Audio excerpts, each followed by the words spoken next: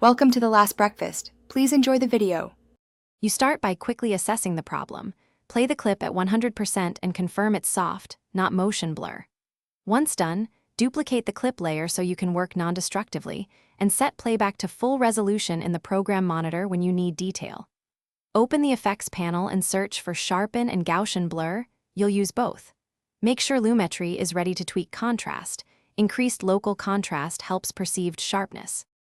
You'll now refine detail. Apply the sharpen effect on the top layer, start around 5 and increase toward 25 while watching for halos. Once you've tested that, duplicate the clip again and create a high pass style result by adding a Gaussian blur, setting blend to overlay, and inverting logic to reveal edges. Reduce opacity until natural. Make sure to mask and feather the layer to protect skin or highlights. This focuses attention without creating crunchy artifacts. Finish by making the image feel sharper. Use Lumetri's contrast and color wheels to increase midtone contrast and slightly lift clarity. Perceived focus improves significantly.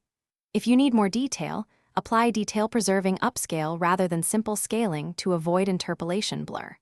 Render a short segment and review at 100%.